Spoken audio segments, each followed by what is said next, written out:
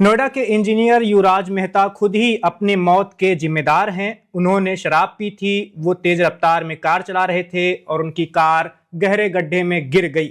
जी हां, ऐसा मैं नहीं कह रहा हूं, ऐसा कह रहे हैं या कहने की कोशिश कर रहे हैं नोएडा के वो बेशर्म और गैर जिम्मेदार अधिकारी जिनके कंधों पर युवराज की जान बचाने की जिम्मेदारी थी।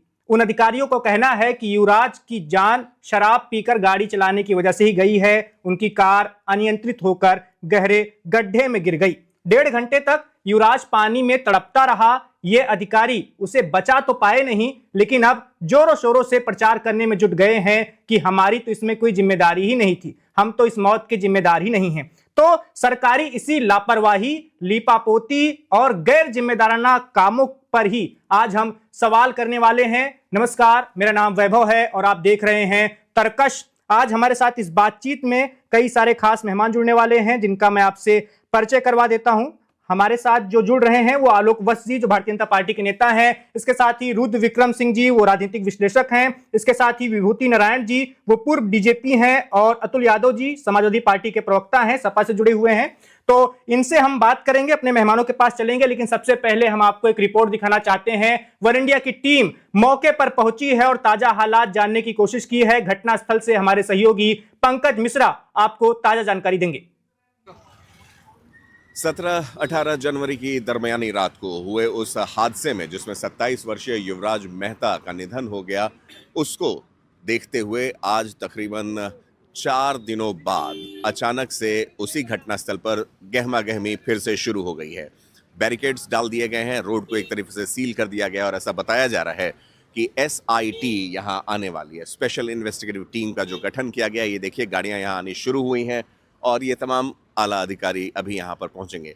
Crime scene do not cross का ये पीला पट्टा बताता है कि मामला अब गंभीर हो गया है। क्या ये उम्मीद के बाहर की स्थिति थी? क्या इस तरह के मीडिया अटेंशन के बाद जब ये मामला इतना उछला, तब जाकर 4 दिन बाद यहाँ पर पुलिस प्रशासन आकर छानबीन करने की कोशिश कर रहा है? क्राइम सीन कहें या फिर एक्सीडेंट साइट कहें, उससे जिस तरह की भी टेम्परिंग हो सकती थी वो हो ही चुकी है, क्योंकि लोगों ने आकर इसे रौंद दिया। अभी से कुछ मिनटों पहले यहाँ पर भीड़ जो थी वो इस तरह से थी जैसे कि यहाँ कुछ हुआ ही ना हो। उसको ध्यान में रखते हुए अगर SIT यहाँ पर छानबीन करने के लिए आ रही है तो सबसे पहले उनकी नज़र पड़ेगी इस लगभग 300 मीटर या कह लें 250-300 मीटर लंबे इस गड्ढे पर, जो कि पहले एक मॉल बनाने के लिए साइट थी। नेशनल ग्रीन ट्राइब्यूनल ने आज स्वतः संज्ञान लेते हुए इस बात को उठाया है कि इस जमीन का मिक्स्ड लैंड यूज कैसे हुआ। जो साथ में नाला बह रहा है उसके साथ साथ इसमें पानी भरने की स्थिति क्यों उत्पन्न हुई। मच्छर, मलेरिया, डेंगू ये छोटी मोटी चीजें होंगी, लेकिन साथ ही साथ यहाँ पर जो बैनर्स लगाए हैं नोएडा अथॉरिटी ने, साफ साफ उंगली इशारा करते हैं आप पर। जो लाइंस लिखी गई हैं, your safety your family safety, safety a small investment for a better future, ये कहीं नहीं लिखा हुआ है that we care for you, that we work for your safety. एक बहुत ही स्ट्रेटेजिकली प्लेस्ड बैनर्स हैं, नए पेंट किए गए हैं और उसमें जो मैसेज है वो कहीं ना कहीं एक तरीके से इशारा करती है कि आप अपनी सुरक्षा के लिए खुद जिम्मेदार हैं। साथ ही साथ इस पूरे घटनाक्रम में जिस तरह से CCTV वीडियोस गुड़गांव के उस पब से निकाला जा रहा है, मुख्य धारा में ये माना जा रहा है कि ये एक आई वॉश करने की कोशिश है।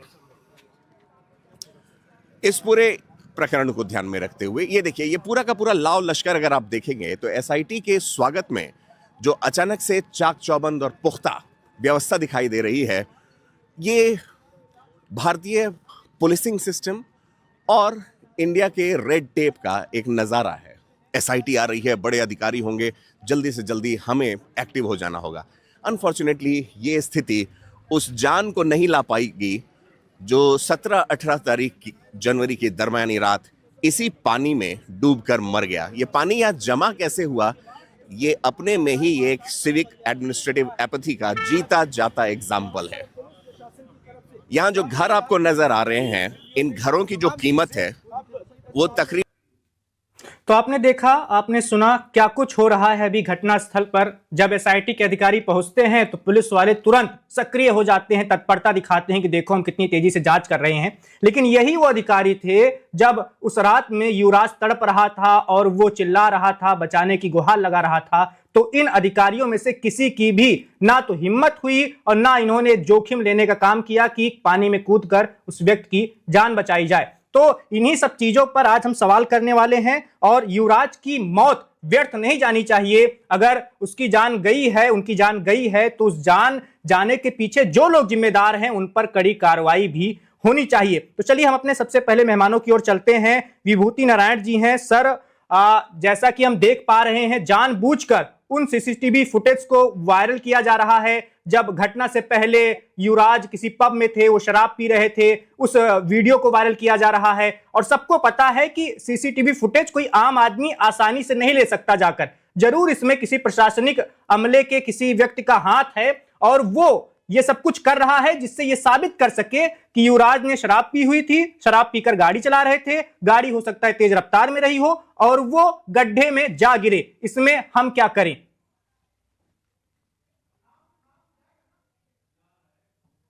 विभूति सर, आप तक आवाज आ रही है? जी जी, आप मुझसे पूछ रहे हैं? जी, आपसे ही सवाल था सर। क्या इसमें लीपापोती की कोशिश हो रही है? आपको क्या लग रहा है? देखिए, बड़ी शर्मिंदगी की बात है। एक पुलिस अधिकारी की हैसियत से आईपीएस में 34-35 साल बिताने के बाद मैं शर्मिंदा हूँ इस बात पे नहीं कि वो शराब पी के आया और गाड़ी के साथ गड्ढे में गिर गया। इस बात के लिए कि 2 घंटे तक वहाँ पुलिस और फायर ब्रिगेड के लोग खड़े रहे और इसको बचा नहीं पाए। अब ये तो दूसरी एक शर्मिंदगी वाली हरकत कर रहे हैं कि उसकी वीडियो निकाल करके और सार्वजनिक करके ये बताने की कोशिश कर रहे हैं कि वो शराब पिए हुए था इसलिए गिर गया। वो गिरा, शराब पिए था नहीं पिए था, ये तो कोई विवाद का मुद्दा ही नहीं। बहस तो इस बात पे होनी चाहिए ना कि वहाँ जो 2 घंटे तक वो चिल्लाता रहा, उसका पिता चिल्लाता रहा, तो ये लोग खड़े होके क्या करते रहे। ये तो एक पूरी तरह से तंत्र की विफलता है। इसमें नोएडा अथॉरिटी और पुलिस 2 एजेंसियां इन्वॉल्व थी राज्य की। नोएडा अथॉरिटी के जो सीईओ थे उनको सजा मिल गई, वहां तक तो गनीमत है, नहीं तो आमतौर से उन्हें भी उनको सजा मिलना भी अपवाद ही है। आमतौर से उन्हें सजा, उस स्तर के अधिकारी को सजा नहीं मिलती। लेकिन पुलिस वाले जो वहाँ खड़े थे, फायर ब्रिगेड वाले जो खड़े थे, उनको क्या सजा मिली? एक पुलिस अधिकारी के तौर पे मेरी तो ये जानने में दिलचस्पी है कि कमिश्नर पुलिस को क्या सजा दी गई। अगर सीईओ को सजा दी गई तो कमिश्नर पुलिस को क्यों नहीं सजा दी गई? कमिश्नर पुलिस को क्यों नहीं हटाया गया? आखिर वो भी तो इनका नेता है। ये सारे जो पुलिसकर्मी और फायर ब्रिगेड है, इनकी लीडरशिप तो कमिश्नर पुलिस के हाथ में है ना। बिल्कुल। तो उन्होंने जो अपना कर्तव्य पालन नहीं किया, इनको प्रॉपर्ली ट्रेन नहीं किया, इनको इक्विप नहीं किया, इनके अंदर ये मोटिवेशन नहीं भरा कि ऐसे मौके पर वो अपनी जान को खतरे में डाल के कूदें और किसी को बचाएं। अरे सर, वो डिलीवरी एजेंट था, वो कूद गया पानी में, उसे ठंड से डर नहीं लगा। लेकिन इन पुलिस अधिकारियों को जो जनता के पैसे से ही वेतन लेते हैं, इनमें किसी में लाज शर्म नहीं आई कि कूद जाएं। देखिए, पुलिस एक्ट में एक दफा 29 है कायरता के लिए। सेक्शन 29 पुलिस एक्ट है जो कायरता दिखाने पे लगाया जाना चाहिए। वो कॉग्निजेबल भी है और पनिशेबल भी है। तो वो अभी तक क्यों नहीं लगाया गया? जो पुलिसकर्मी वहाँ खड़े थे या जो फायर ब्रिगेड के लोग खड़े थे और ये कहते रहे कि साहब बड़ा ठंडा पानी है, बड़ा इसमें सरिया निकला हुआ है, इसमें फलानी दिक्कत है, उनके खिलाफ क्यों नहीं दफा 29 का मुकदमा कायम हुआ? देखिए, ये एक बड़ी दुर्भाग्यपूर्ण स्थिति है नोएडा में। नोएडा में अगर आप एवरेज देखें तो हर महीने एक व्यक्ति मर रहा है किसी गाय या सांड के फेंके जाने से। ये मैं कोई अतिशयोक्ति नहीं कर रहा हूँ, आप अखबार निकाल के साल भर के देख लें तो हर महीने एक व्यक्ति मर रहा है। उसके लिए क्या कर रहे हैं ये लोग, जिनको इसी काम कहा जाता है कि साहब कमिश्नरेट बन गई नोएडा में, पुलिस बल बढ़ा दिया गया, उनके संसाधन कई गुना ज़्यादा बढ़ गए, तो ये छोटी सी चीज़ क्यों नहीं कर पा रहे हैं? ये सिर्फ इसलिए, मेरा तो ये मानना है, सिर्फ इसलिए क्योंकि इनको एक खराब नेतृत्व मिला हुआ है। तो जब तक कमिश्नर पुलिस के खिलाफ कार्रवाई नहीं होगी, मुझे नहीं लगता कि इस सिस्टम को आप शेक कर सकेंगे। अब आप उसके बाद नई शर्मिंदगी ये है कि आप ये बता रहे हैं कि साहब वो तो बाहर में शराब पी रहा था और तेज रफ्तार से गाड़ी चला रही। इस बात पे तो कोई बहस ही नहीं हो रही। और शराब पी के अगर गाड़ी चला रहा तो नोएडा की सड़कों पर, तो ये रोकना भी तो आप ही का काम है। आप चंडीगढ़ में जाके जरा शराब पी के सड़क पे चला लीजिए गाड़ियां। नोएडा में क्यों नहीं आपको कोई डर लगता है शराब पी के तेज रफ्तार गाड़ी चलाने में? तो ये भी तो पुलिस को क्या लगता है कि किसी पब की सीसीटीवी फुटेज निकलवाना वहां से जहां पर वो था, क्या कोई आम व्यक्ति ऐसा कर सकता है? नहीं, ये कोई वहां गोपनीय थोड़ी ना, ये तो होटल या रेस्टोरेंट या बार जहां भी बैठे होंगे वहां सीसीटीवी चल रहा होगा।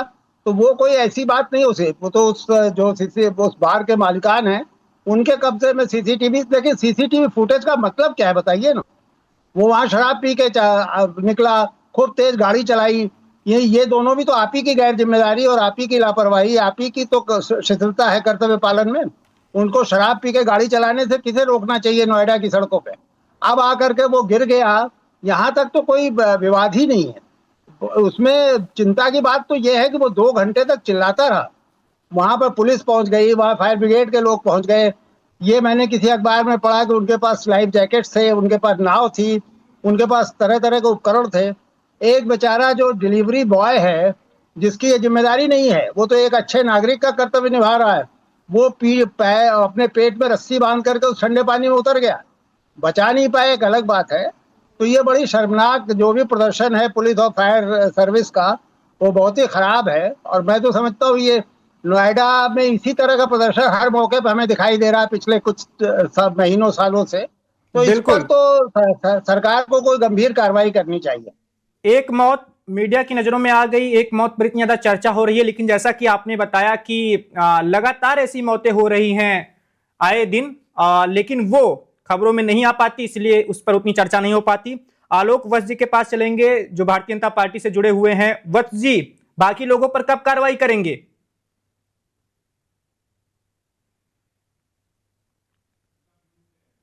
आलोक जी, आपकी आवाज नहीं आ रही। अब आ रही है जी, मेरा जैसा ये कि मानना है। विभूति सर ने अभी बताया है, बाकी लोग भी जिम्मेदार हैं ना, वो लोग भी जिम्मेदार हैं जो वहां पर मौजूद थे और मूक दर्शक बनकर सब कुछ देख रहे थे। उन पर कोई कार्रवाई होगी या नहीं? देखिए वैभव जी, पिछले 2 दिनों से लगातार मैं इस पर बहुत डिबेट कर चुका हूं और रोज नई नई चीजें बाहर निकल के आ रही।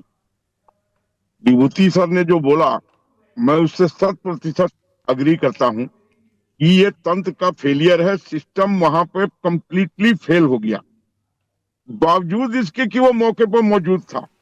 100 आदमी थे वहां पे, 80 से 100 बताए जा रहे हैं, पुलिसकर्मी, अग्निशामक, एसडीआरएफ और भी लोग मिला के।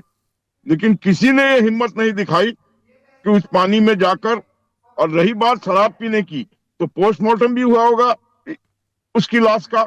क्या पोस्टमार्टम रिपोर्ट में यह बात आई है कि उसने शराब पी रखी थी? और जैसा कि लोग बताते हैं कि वो लड़का, वो ऊपर में जो सनरूफ होता है उससे निकलकर और छत पे आके खड़ा हो गया था।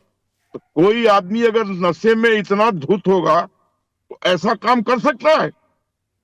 और फिर वो फोन कर रहा है अपने पिताजी को और तो भी लोगों आलोक को। जी, ये आप Bharatiya Janata party system, BJP से जुड़े हुए हैं सर, बीजेपी की ही सरकार है, नोएडा की पुलिस भी बीजेपी के ही हाथों में है। क्या लगता है कि कोई कार्रवाई होनी चाहिए या नहीं? आप क्या अपनी सरकार से कोई मांग करेंगे कि नहीं? देखिए मैं इस बात को बता रहा हूं कि 3 राज्यों से, मान लिया जाए कि अगर उसने शराब पी थी, तो 3 राज्यों के सड़कों पर वो बसता चला गया। हरियाणा की पुलिस, दिल्ली की पुलिस, फिर नोएडा की पुलिस। जो रात में उस समय बैरिकेड लगा दिया जाता है, और तीनों ही पुलिस आपके 10-11 हाथों बजे में के है। बाद, 10-11 बजे के बाद सब जगह से वो निकलता चला गया। तो ये भी बहुत बड़ी सोचनीय प्रश्न है कि रोकना किनका काम था? इन लोगों का, जो लोगों को भी एक जिम्मेदारी थी, वो सब के सब कंप्लीटली फेल कर गए हैं।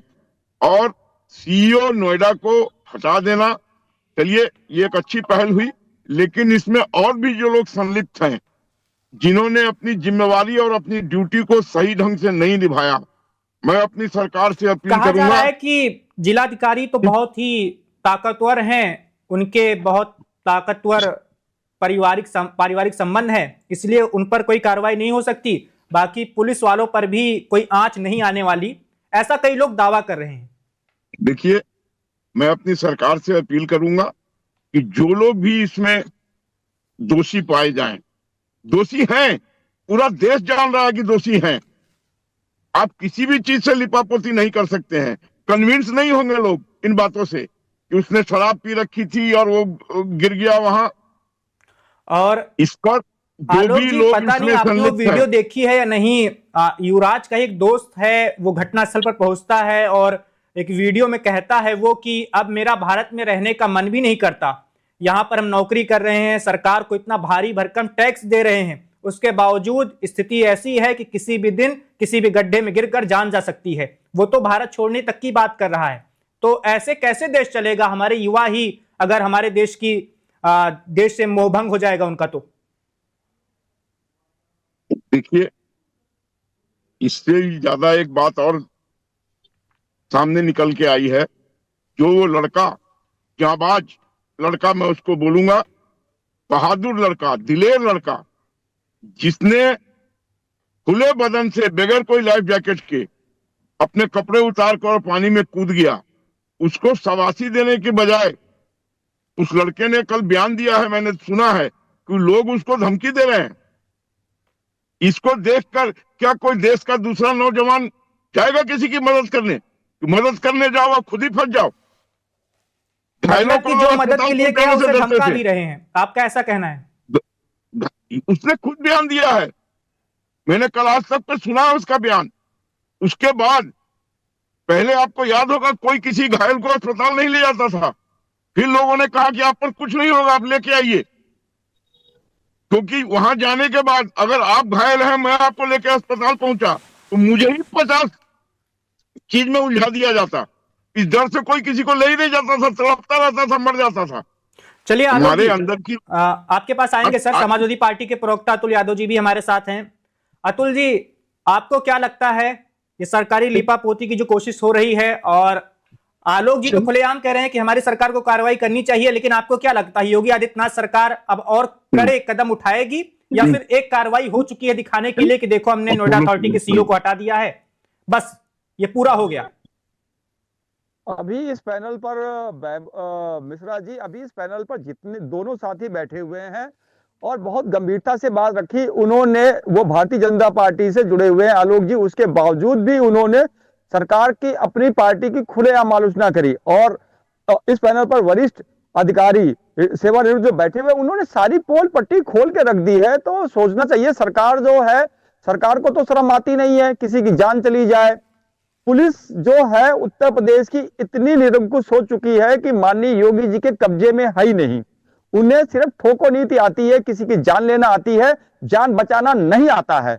अगर जान बचाना आता होता, निर्भीकता से वो उस पानी में उतरते, उस बच्चे, उस इंजीनियर की जान बचाते। अभी इस भी पैनल पर उन्होंने कहा कि जो कायरता दिखाई गई, हमारे वरिष्ठ अधिकारी हैं, सेवानिवृत्त हैं, उन्होंने कितनी सादगी पूर्वक बात रखी मिश्रा जी की, उन्होंने कायरता दिखाई, उन पर मुकदमा दर्ज होना चाहिए, वाकई में होना चाहिए। कायरता क्यों दिखाई? अगर वो एक नौजवान कूद जाता है पानी में उसको बचाने के लिए, तो पुलिस के कर्मियों को तनख्वाह इसी चीज की मिलती रहती है कि पब्लिक सर्वेंट है, वो पब्लिक की सेवा के लिए है। अगर इतना ही डर है तो ये वर्दी क्यों पहनी? सेना में आपने देखा होगा कितने माइनस टेम्परेचर में लोग रहते हैं। तो हमें भी सोचना चाहिए, समझना चाहिए, संवेदनशील होना चाहिए, और संवेदनशीलता का परिचय नहीं दिया गया। माननीय योगी जी को तो, माननीय, मुझे इसमें राजनीति करने की जरूरत नहीं, माननीय योगी जी सिर्फ धर्म की राजनीति करते हैं। किसी की जनता की जान से उनको कोई भी लेना देना, आपने देखा होगा, नहीं होता है। उनको किसी की जान की, वो आप एक चीज मैं बोलना चाहूंगा, वो सदन में रोए तो अपने लिए रोए, किसी और के लिए नहीं रोए। आपने देखा होगा, उनका एक वीडियो वायरल होता रहता है लोकसभा सदन का कि अध्यक्ष जी मेरे साथ ये हो रहा था, अध्यक्ष जी मेरे साथ ये हो रहा था, और आंसू बहा रहे थे, टेसू बहा रहे थे। कभी क्या उन्होंने, जनता जो किसी मामले में अपनी मूलभूत समस्याएं बताती है या जानकारी उनके पास आती है, जिला उस पर क्या कोई संज्ञान लेते हैं? नहीं लेते हैं। क्यों? निरंकुशता है, सरकार की हैंडलर्स है। डीएम महोदय जो इतनी पावरफुल है वहां की, आपको मुझे बताने की जरूरत नहीं है, क्यों नहीं हटाया जा रहा? भाई डीएम की लापरवाही है। अगर किसी के पिता देश के किसी उचित पद पर हैं तो क्या उसकी लापरवाही को क्षमा कर दिया जाएगा? ऐसा तो नहीं होना चाहिए। इतनी बड़ी घटना घटी, उन्होंने, और एक बात बता दूं, बताई देते हैं हमारे दर्शकों को, बहुत सारे लोगों को पता होगा, जो डीएम है गौतम बुद्ध नगर की मेधा रूपम, उनके पिताजी ज्ञानेश कुमार, वो इस समय मुख्य चुनाव अधिकारी हैं देश के। तो मैं आपको बताना चाहता हूं, जिनके पिता इतने बड़े पद पर हो और वो दो जनों के, देश के दो सर्वोच्च देश में माननीय प्रधानमंत्री जी और माननीय गृह मंत्री जी के कितने लाडले हैं, ये भी इसमें भी मुझे कहने में कोई अतिशयोक्ति नहीं है। तो कहीं ना कहीं ये सब चीजें क्या है, लापरवाहियां होती हैं, लोग लापरवाहियां करते हैं, उसके बावजूद भी सरकार क्या है कि उन अधिकारियों को बचाने की कोशिश करती है। अगर हमें, मुझे इससे दूसरे लफ्जों में कहा जाए, उत्तर प्रदेश में एक जातिवादी ऐसी व्यवस्था पैदा कर दी गई है कि अगर ब्राह्मण या अन्य पिछड़ी जातियों से आने वाले लोग, अनुसूचित वर्ग से आने वाले लोग अपने आप को बड़ा असुरक्षित भी महसूस, पुलिस में, महकमे में अगर हम देखें तो एक जाति व्यवस्था हावी हो चुकी है। हमारी सरकार को बेवजह लोग बदनाम करते थे, लेकिन मूलतः जो जाति व्यवस्था हावी होने का, लगभग मार्च में 9 साल की सरकार हो जाएगी। जाति व्यवस्था तो किसने पैदा किया? उत्तर प्रदेश में अगर जाति व्यवस्था पुलिस महकमे में हावी है ना, तो माननीय योगी जी ने करी हुई है। हमारे यहाँ तो सबका बहुत बड़ा जी। हम, हमारे साथ विभूति नारायण जी भी जुड़े हुए हैं, वो पुलिस सेवा में ही रहे हैं बहुत बड़े पद पर, उनसे हम इस बारे में बात करेंगे। लेकिन अपने दर्शकों को हम एक और रिपोर्ट दिखाना चाहते हैं। हमारे सहयोगी शिवेंद्र गौड़ वो भी घटनास्थल पर पहुंचे हैं और उन्होंने उन पहलुओं को दिखाने की कोशिश की है जो अभी तक अनछुए हैं, और कैसे सरकार की ओर से, जो हम बार बार कह रहे हैं, लीपापोती की कोशिश हो रही है, वो जमीन पर कैसे हो रही है वो दिखाएंगे, आपको बताएंगे। देखिए हमारी रिपोर्ट। 17-18 की रात इसी जो ये तालाब सी जगह दिख रही है, एक्चुअली ये तालाब नहीं है, ये किसी बिल्डर की बेईमानी हरकत है जिसकी वजह से इसमें ड्रेनिंग का पानी भर गया है और इसमें एक बच्चा, एक युवक डूबकर मर जाता है। और उसकी तमाम बातें आती हैं, बातें इस तरह की आती हैं, बचा के 2 घंटे तक वो अपनी ज़िंदगी की जंग लड़ता रहा। आज उसके कई दिन बाद आप इधर देख रहे हैं, ये तमाम बैरिकेडिंग, तमाम आपको चीज़ें दिख जाएंगी। आपको ऐसा लगेगा कि कोई क्राइम सीन है, उसको सुरक्षित किया जा रहा है ताकि वहाँ से कोई साक्ष्य मिट नहीं जाए।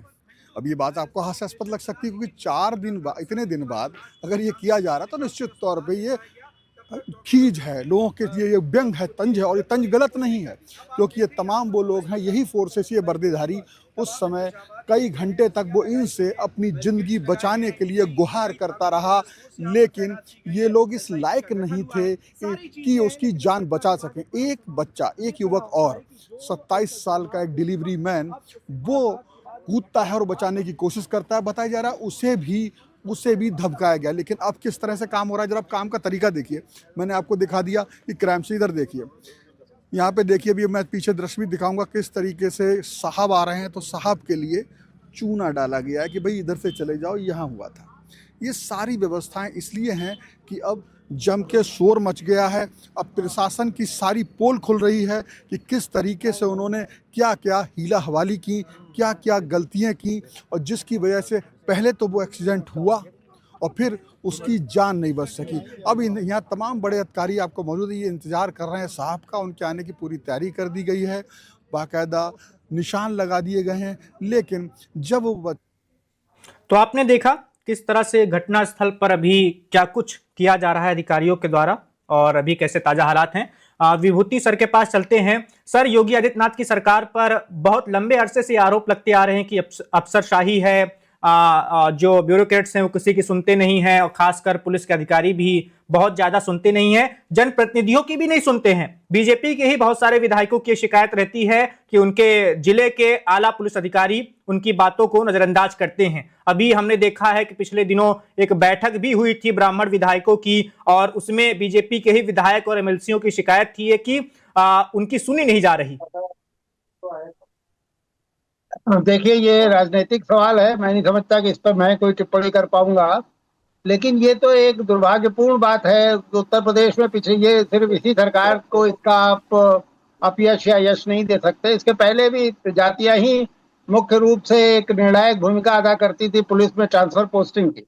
पहले भी होता था, अब भी हो रहा है। तो ये तो एक दुर्भाग्यपूर्ण चीज है। इससे जो प्रोफेशनलिज्म है, जो पेशेवर रवैया हो सकता है पुलिस का, वो प्रभावित होता है, और उसकी वजह से इस तरह की घटनाएं होती हैं।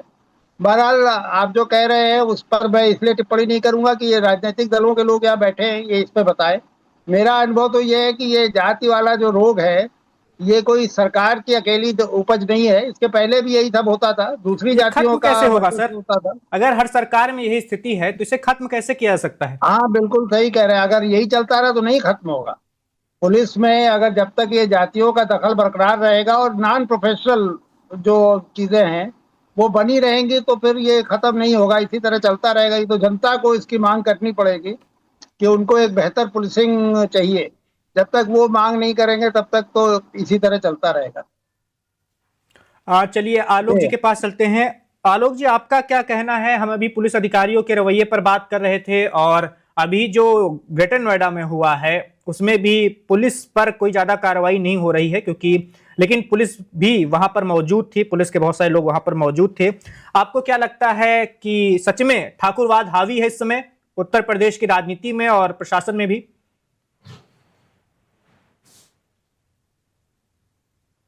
आलोक सर, आपकी आवाज नहीं आ रही।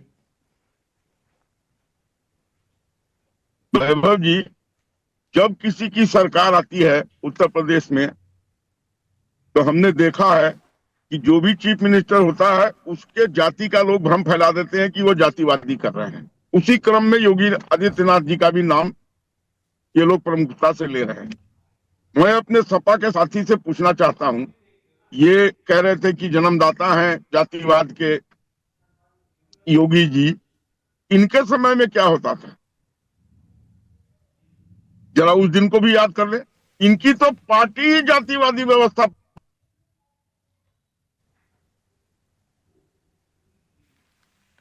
आलोक सर, आपकी आवाज आना बंद हो गई। अतुल जी आरोप लगा रहे हैं आलोक जी आपके ऊपर, आपकी वोट पार्टी अगर के कट ऊपर। गया जो भी कारण से हो, ऐसा है कि तो ये लोग जो जातिवादी नहीं, व्यवस्था बीच के में जनक मत बोलिए, उत्तर नहीं, प्रदेश बीच में मत बोलिए। में माननीय चलिए, योगी जी हैं। अतुल जी, आलोक जी को अपनी अभी बात पूरी आपने करने देखा दीजिए। होगा बिकरू कांड में जो खुशी दुबे है उसका क्या दोष था? उसकी मां का इलाज कराने के लिए एक हमने मिनट, आप मदद करी, बीच में ना हमने बोले। हमने ये गलत हमने हाथ परंपरा बढ़ाए। को क्या सेट होता कर है, रहे हैं। मानवता नाम की भी चीज आप होती है। अपने उस टर्न बच्ची में की बोले। शादी नहीं, 2 दिन ये पहले ठीक नहीं है। वो 2 दिन में अपनी ये ससुराल आई। आप उसने ठीक ऐसा नहीं बोल कौन सा रहे हैं। अपराध कर दिया था बिल्कुल नहीं। ब्राह्मण चलिए, समाज अतुल जी, में? अतुल जी, आप अतुल जी, से बिल्कुल एक सहमत मिनट नहीं हूं। रोकना चाहूंगा। ये आलोक गलत जी, आप बात अपनी है। बात पूरी कर लीजिए। जी सर, देखिए, आपकी मेरा आवाज आपसे नहीं आ रही थी, निवेदन इसलिए है। हम अतुल जी के पास चले गए थे। आप अपनी बात पूरी कर लीजिए। नहीं, सपा के हमारे साथी से निवेदन है, जो भी बोलना है अपने टर्न में बोले, या अगेंस्ट बोलना है या फेवर में आपकी बोलना है। आवाज बीच नहीं में आ मत रही रोकिए। थी। मैं टोका टोकी में वैसे भी नहीं पढ़ता हूँ, चलिए आलोक डिस्टर्ब जी, होता है।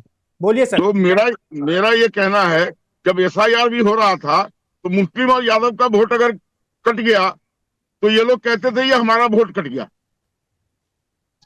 सैकड़ों स्टेटमेंट है इनके लोगों को, इनको कैसे मालूम कोई इनके ही वोटर थे? तो कृपया आप जातिवाद की व्यवस्था की बात ना करें। उसके जन्मदाता प्रणेता मुलायम सिंह थे, लालू यादव हैं और इस तरीके के लोग हैं। लेकिन अब जनता इस सबको देख रही है, इन सबको धत्ता बता रही है विकास के नाम पे। और विकास का दूसरा नाम उत्तर प्रदेश में योगी जी है और राष्ट्र में मोदी जी हैं। इसमें भी कहीं कोई शक नहीं तभी है। तो आपकी पुलिस आपके कहने के अनुसार, आपने ये भी अच्छा, बोला, फिर आप आपके बीच में कहने बोल रहे नहीं, हैं। आपके फिर आप कहने बीच में अनुसार बोल रहे हैं। उस फिर आप इंजीनियर की बीच में जान बोल तक रहे तो हैं। बचा नहीं पाए। तो आपकी पुलिसिंग इतनी मैंने इतनी कहा अगर ना, ढंग की है, इतनी ढंग की मैंने होती। कहा ना, मैं अपनी सरकार से, सुनिए आप, मैं अपनी सरकार से खुद अपील कर रहा हूं, विभिन्न चैनलों पर अपील किया हूं कि दोषियों को कड़ी से कड़ी सजा दी जाए। और दोषी हैं पुलिसकर्मी, अग्निशामक के लोग और एसडीआरएफ के लोग। इससे ज्यादा हम क्या कर सकते हैं? मैं सरकार को बार बार इस बात के लिए आगाह कर रहा हूं, इन पर त्वरित कार्रवाई कीजिए और कठोरतम कार्रवाई कीजिए। इस मुहिम में मैं आपके साथ हूं, लेकिन इस बात को भी याद रखिए,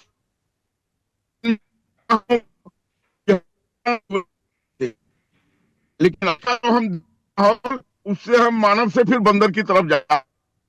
3 बरस के आलोक साथ सर, बलात्कार, आपकी आवाज नहीं आ रही सही से सर, नेटवर्क की दिक्कत है। ये कोई मानव नहीं कर सकता, ये कोई जानवर ही कर सकता है।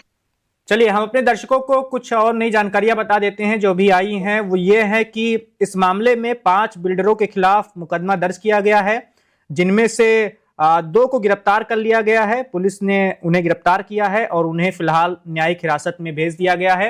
लेकिन अभी भी सवाल है कि चलो बिल्डरों को आपने गिरफ्तार कर लिया, जिनकी वजह से वो खाली जमीन थी जिस पर पानी भरा हुआ था, गड्ढा भी था काफी जिसमें कार गिरी हुई थी, लेकिन घटना वाले दिन जो लोग जिम्मेदार थे उन पर कब कार्रवाई होगी? जैसा कि हम बार बार कह रहे हैं, अतुल जी ने भी बताया कि वहां पर करीब करीब 80 लोग मौजूद थे जिनके सामने युवराज जो है वो पानी में डूबा हुआ था, वो चिल्ला रहा था और बचाने की अपील कर रहा था, और वो 80 लोग बस खड़े होकर तमाशा देख रहे थे। उनमें से एक एक शख्स आता है, डिलीवरी बॉय था, वो आता है और वो हिम्मत दिखाते हुए पानी के अंदर कूदता है, लेकिन उसे सफलता नहीं मिलती और उसके हाथ में युवराज नहीं आ पाता। लेकिन अगर ये 80 लोग सामूहिक रूप से कोई प्रयास करते तो ये हो ही नहीं सकता था कि युवराज को ना बचाया जा सके। 80 लोग बड़ी संख्या होती है, इतना भी बड़ा गड्ढा नहीं था और गड्ढे का दायरा इतना बड़ा नहीं था कि 80 लोगों की टीम युवराज को जिंदा सही सलामत ना बचा पाती। लेकिन अपनी कायरता की वजह से, लापरवाही की वजह से और अपने गैर जिम्मेदाराना व्यवहार की वजह से इन अधिकारियों ने, इन पुलिस वालों ने और भी जो भी राहत बचाव के दल के लोग थे, उन्होंने युवराज को मरता छोड़ दिया। तो अतुल जी, आप कुछ कह रहे थे, आप अपनी बात पूरी कीजिए, उसके बाद विभूति सर से 2-3 सवाल के जवाब और लेना है। जी, वहाँ संख्या बल जो है, जो स्थानीय लोग ही अच्छी बता पाएंगे, जो मतलब वहाँ के निवासी हैं और वहाँ को वही नोएडा में है। लेकिन जो भी संख्या बल वहाँ पे रहा होगा वो बताते हैं पर्याप्त था और उनकी जान को बचाया जा सकता था, लेकिन ये लापरवाही हुई है। संख्या बल एग्जैक्ट जो है, आलोक जी ने आलोक जी ने जो इस पैनल पे बैठे हुए भारतीय जनता पार्टी को, उन्होंने 80 बताई है। तो 80 संख्या बल अगर आलोक जी ने बताई है तो कमतर नहीं होती। 80 लोग एक इंसान की जान बचाने के लिए पर्याप्त थे, लेकिन वो जान नहीं बचाई जा सकी। जाड़ा था मानते हैं, लेकिन जाड़े की वजह से क्या अनुभवी लोगों को वहां उतारा जा सकता था? अगर यही घटना कहीं बस गिर गई होती, अगर उस गड्ढे में कोई बस गिर गई होती और उस बस में 50 से 60 लोग होते तो क्या कहते, जाड़ा था, मैं क्यों घुसे, मतलब इसमें क्यों गई, इसमें सरिया है, ये सब बहानेबाजी होती है। अतुल जी, अब क्या हम जाड़े के लिए अलग पुलिस वालों को भर्ती करेंगे और गर्मी के लिए अलग पुलिस वालों को भर्ती करेंगे? जो मैं वही बात तो कह रहा हूं, जो विभूति नारायण जो वो पुलिस विभाग में इतने लंबे समय, वो खुद बोल रहे हैं कि वहां पर पुलिस की लापरवाही हुई है और उन्होंने जो कायरता दिखाई है उस पर कार्रवाई होनी चाहिए, उन पर मुकदमा भी होना चाहिए। और रही बात डीएम को क्यों बचाया जा रहा है, अगर पुलिस महकमा सारा का सारा, चाहे किसी भी नगर क्षेत्र का कुछ भी हो, सब डीएम के अंडर में आता है। प्रशासनिक व्यवस्था संभालने की जिम्मेदारी डीएम की होती है, कमिश्नर की होती है। अगर वहां पे कमिश्नरेट है तो उच्च अधिकारियों पर जब गाज गिरेगी तो छोटे वाले तो अपने आप सुधर जाते हैं। लेकिन माननीय योगी जी की सरकार में पुलिस में कभी भी गाज नहीं गिरती। पुलिस को तो, उनको तो सिर्फ ठोको नीति आती है, क्योंकि माननीय योगी जी के नियंत्रण में पुलिस है ही नहीं। माननीय योगी जी के नियंत्रण में उत्तर प्रदेश की पुलिस हाथ से निकल चुकी है। सिर्फ अब चुनाव का समय है, 2027 सामने आ चुका है और चुनावी बिगुल भी बच चुका है। माननीय योगी जी एक धर्म की राजनीति करते रहते हैं। आपने देखा होगा प्रयागराज में जो घटना नहीं घटनी चाहिए थी उस पर चर्चाएं हो रही हैं। अगर कोई पतित पावनी मां गंगा में स्नान करने जा रहा है, संगम में स्नान करने जा रहा है, पुलिस वहां पे भी अभद्रता करती है और कहते हैं हम हिंदूवादी सरकार है। तो ये सब चीजें क्या हो रही है? उत्तर प्रदेश में मूलभूत समस्याओं पे हम चर्चा नहीं करते, लेकिन आपके चैनल का मैं सम्मान करता हूं जो आप इतनी महत्वपूर्ण बात पे डिबेट करा रहे हैं। हम जो इस आपके पैनल पर भाजपा से लेकर के, मैं सपा से और एक पुलिस के इतने बड़े अधिकारी बैठ करके चर्चा कर रहे हैं और सार्थक चर्चा कर रहे हैं कि इस प्रकार की घटनाएं मतलब कितनी निंदा वाली है और इस प्रकार की उस इंसान की जान चली गई, उस इंजीनियर की जान चली गई, लेकिन सरकार पे जू नहीं रेंग रही।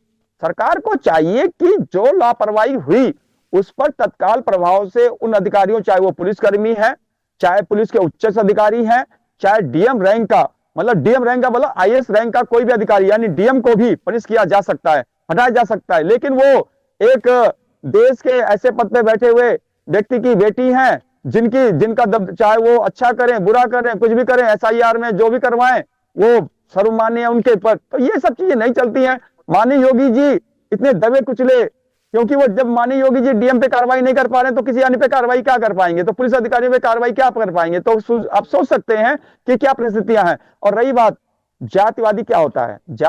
8 साल से ऊपर की सरकार हो चुकी है, 8.5 साल का समय, तो 9 साल तो 9 मार्च में हो जाएंगे, तो जातिवादी व्यवस्थाएं तो देखने को आ रही है। लगभग 9 साल हो गए हैं सर जी, मार्च में हो जाएंगे।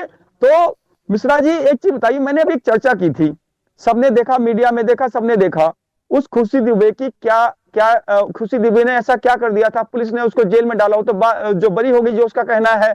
और रही बात उसकी मदद, उसकी माँ उसकी वजह से बीमार हो गई, होता ही स्वाभाविक परिवार में। पुलिस ने उस समय अगर जिसने जाति करी थी, कार्रवाइयां होनी चाहिए। हम किसी का बचाव नहीं करते हैं। किसी ने पुलिस कर्मियों को मारा था, उनके खिलाफ उनको पुलिस में उनको न्यायालय में ले जा करके समुचित कार्रवाई करनी चाहिए। प्रशासनिक व्यवस्थाएं नहीं बिगड़नी चाहिए। पुलिस पर अगर कोई फायर झोंकता है, कुछ भी करता है, हम इसका हम बढ़ावा नहीं देते, लेकिन किसी निर्दोष को भी उस जीवन बर्बाद नहीं होना चाहिए, चाहे किसी जाति धर्म का क्यों ना हो। चलिए अतुल जी, विभूति सर के पास चलते हैं। सर, आपसे दो छोटे छोटे सवाल हैं।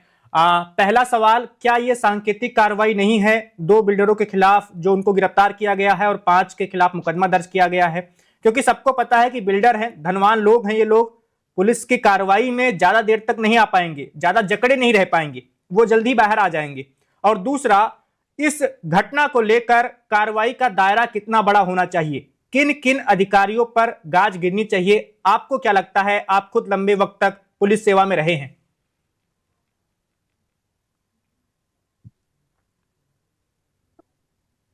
विभूति सर, आप तक आवाज जा रही है?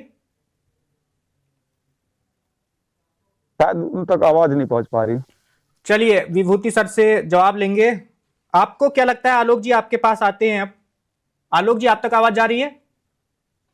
आलोक जी भी शायद हमसे नहीं जुड़े हुए हैं। तो अतुल जी, आप कुछ बात कह रहे थे, अपनी बात पूरी कीजिए। और जैसा कि आप बता रहे हैं कि बहुत लोगों पर और कार्रवाई होनी चाहिए, आप सीधे तौर पर जिलाधिकारी का नाम ले रहे हैं, और आप ये भी कह रहे हैं कि योगी आदित्यनाथ की सरकार ये हिम्मत नहीं जुटा पा रही कि उस डीएम के खिलाफ कार्रवाई कर सकें जिस डीएम का पारिवारिक संबंध बहुत मजबूत है और जिसका परिवार इस वक्त देश के प्रतिष्ठित पदों पर बैठा हुआ है। उनके पिताजी का ही जिक्र कर रहे हैं हम लोग।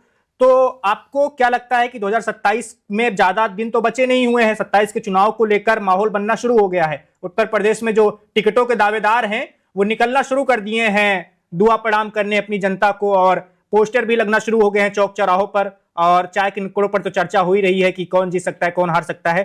तो बहुत सारे लोग ऐसा दावा कर रहे हैं, लखनऊ में बैठे पत्रकार कर रहे हैं, दिल्ली में बैठे पत्रकार कर रहे हैं कि यही पुलिस की अफसरशाही, जो आईएएस अधिकारियों की अफसरशाही है, इसकी वजह से योगी आदित्यनाथ सरकार को बड़ा नुकसान झेलना पड़ सकता है चुनाव के दौरान। देखिए, समाजवादी पार्टी की 2027 में भारी बहुमत से सरकार बनने जा रही है। जनता, आपने देखा होगा थाने चौकियों पे क्या स्थितियां हैं। भारतीय जनता पार्टी के विधायक ही आपस में चर्चा बिंदु करते रहते हैं। कईयों ने तो आवाज उठाई कि हमारी थाने चौकी में सुनी नहीं जाती है। और अगर देखा जाए विपक्ष का, तो हम तो विपक्ष में हैं। भारतीय जनता पार्टी की सरकार जा रही है, समाजवादी पार्टी की जो सरकार आने वाली है 2027 में भारी बहुमत से आने वाली है। और रही बात मिश्रा जी, आप देख पाएंगे समाजवादी पार्टी सभी को साथ में लेके चलती है। अभी आपने देखा होगा कि जब ब्राह्मण समाज के विधायकों के द्वारा लखनऊ में एक बैठक करी गई तो उनको नोटिस भेज दिया गया। जब अन्य विधायक गण के द्वारा भी तो मतलब बैठक करी गई थी, तब नोटिस क्यों नहीं गया था?